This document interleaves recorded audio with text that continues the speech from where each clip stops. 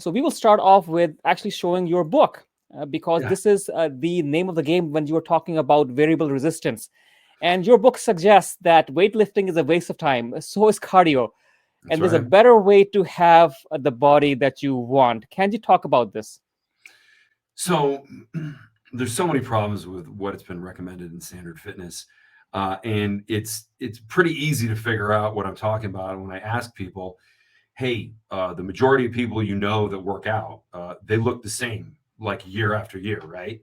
And I ask this to an audience of people, and all the hands go up. Like, yeah, it's like everybody's working out, but nobody's getting results, and it was frustrating to me. And what I ended up doing, I was in the process of developing a medical device to treat osteoporosis, and that's now called OsteoStrong.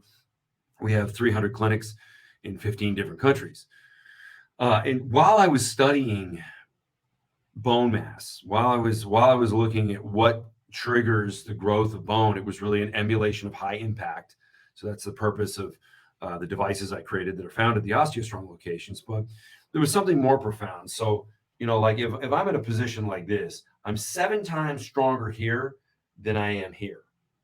So through the process of looking at the bone density devices and how people would load the body, and then what really human capability was when it came to like exercise, we're really robbing ourselves because when you're in a gym environment, you pick the weight that you can handle in the weak part of the movement. You don't pick the weight in the strong part of the movement because you're so much stronger here. So instead, we're really training for weakness, and stimulating very little, because where you go to fatigue, you have almost no muscle firing, and you also have the greatest risk of joint damage. That's just with standard training. So I thought, okay, we need a weight that changes as we move so that it's exhaustive in all positions to the absolute maximum. So I did a literature review on something that was called variable resistance, meaning the weight changes in accordance with what your capability is. So, like, I didn't come up with this idea. There's already applications of this in sort of sports performance literature, and great peer reviewed studies on it. But there was really no way to use it in a convenient manner. So, like, just throwing a band around your back and trying to do a push up, problem is your hands start to twist, your wrists start to twist. So that caused an injury. So that's not practical. So what I needed was something to protect the wrists, which is a bar, specifically an Olympic bar with rotation, and then a plate to stand on, so that heavy latex banding can run underneath and run through the bar, so that you're not dealing with any of the twisting of joints, and you're just delivering the most powerful force in each position. But there are people who look really big on Yeah, on sure. just the free weights. Let's talk about There this. are people who are strong. I mean, I've been trying. I mean, I believe I'm a hard gainer, but there are certainly are people who do very well in the gym. And what do you say about that? So when somebody picks up weights and they adapt to it very quickly and they grow muscle very easily, so we got to look at the biomechanics. So I'm just gonna sit back for a second and let's see. I want to make sure I'm on camera here. So this, my pectoral, it starts. Here's the origin, and then the insertion is typically, and it is on me, at the very top of the humerus bone. But some people have it further down, closer to the other end. And when you have that, you basically got a lever built inside your body, because the humerus bone moves towards the midline of the body, and that's how the pectoral functions. It's really bringing this bone towards. So whether I'm pressing or moving in sort of a fly motion, um, if I have an insertion point that's further down the bone, now I have a mechanical advantage. And that lever is made out of the most elastic material on earth, that being tendon. So some people that have this genetic anomaly, it might be 1% of the population, and you can really see it in sprinters with higher calves. Like when the calves are really high, the tendon is really long. That means when they do a toe strike, there's more what's called recycled energy. So pulling on the tendon and putting tension on it so that the foot springs back and pushes, that might give, like, for the average person, it might be 17% of the energy when you sprint is from just the elasticity of the tendon. But with those people, it's even more so. So they have an advantage. It's almost like they're doing band training inside their body. And so these are the people who very easily put on muscle. These are the people who are in the NFL. Like they're the gifted strength athletes. But it's so rare for the rest of us. Instead of, we can't change where our tendons attach to our bone inside of our body, but we can train with variable resistance, which brings us closer to the effect that the genetic outliers get, and we can gain muscle just like they do. All right, so you are suggesting that there are a couple of people who are inbuilt with longer tendons, perhaps, or insertion points that are more that lead to bigger muscle mass. And of course, we all know the bigger your tendon is, the more mass that the more position that it has on the bone, you can naturally develop a bit more muscle. The muscle mass increases. How much percentage of the population is actually like that, and how much may benefit from variable resistance training? It's hard to say now. Everybody will benefit from variable resistance training, including those genetic outliers. I actually just got done interviewing a week ago a guy named Matt Wenning, who has the world record in the squat heavyweight division. So he can squat 1,200 pounds. Um, this is strongest guy in the world, and he did it by using variable resistance. Now he's already a genetic outlier, but for the rest of us, also the same thing. If we can offload some of the weight onto a specific positioning, so like when I bench press, for example, I'm holding 175 pounds here, which is very nominal for me. 300 pounds in the middle, and then 550 at the top. Well, as I go, like let's say I'm doing repetitions, as I go to fatigue at 550, well, then I can't get there anymore. So then I shorten up the range and I'm doing 300 pounds. And then I can't do that anymore. Then I'm doing 175 pounds at the bottom. So it's complete exhaustion with variable resistance of the musculature, which is going to give us a better growth effect. It's going to stimulate more.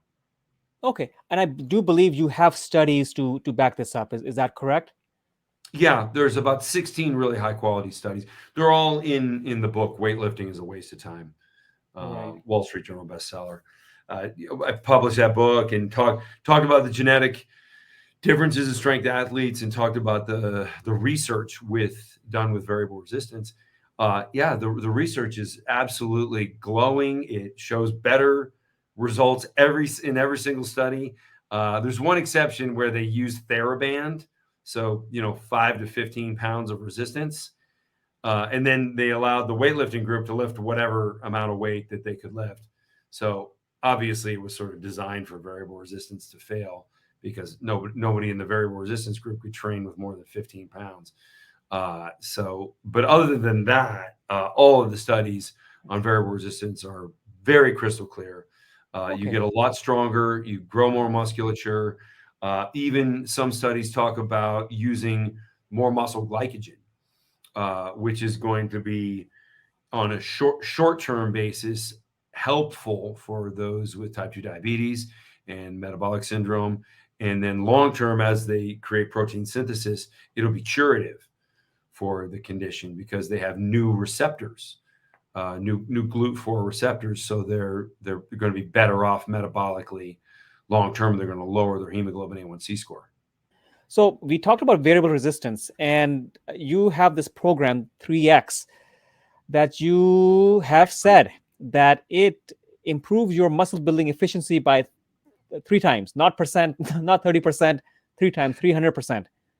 Yeah. And can you walk us through your program? Yeah, there's pushing muscles one day, pulling muscles the next. So pushing, chest press, tricep press, squat, and then the pulling days like deadlift, row, bicep curls, um, and a couple other movements. But both of them, you're training with one set per exercise, and you're trying to get the greatest amount of force created in every one of those workouts. And you do that, you basically grow every single time. Is this the device? Is this the invention? That's it. And that's Terrell Owens, NFL Hall of Famer, using it. Right, Um, excellent. he's in his fifth. No, I think he's 49, and he just ran a 40 in 4.3 seconds. All right. So So we're seeing these exercises being performed here. I mean, this is of course the bicep a curl. still, yeah. And so basically, you use these bands as such, Yeah, and very heavy they bands. And they run through a ground plate. So they run under your feet, but they can move freely so they don't twist your ankles. Here's a group of professional athletes. You roll over each picture and you can see the name of the person. And these are all professional athletes who have given me a free endorsement. So I don't think it's worth anything if you pay for somebody to endorse you, because it doesn't mean your thing works. It means they got paid. So yeah, these guys are all at the top of their game. Most of them are NFL. I do a lot with the Miami Heat. The Miami Heat primarily uses X3, but I just don't have, it's a whole team that I work with. So I didn't want to put a whole bunch of pictures of like guys on all one team. all right. So you can see in this graphic right here where I'm pushing 550 pounds in 550 pounds. That's yeah, a lot. Huh.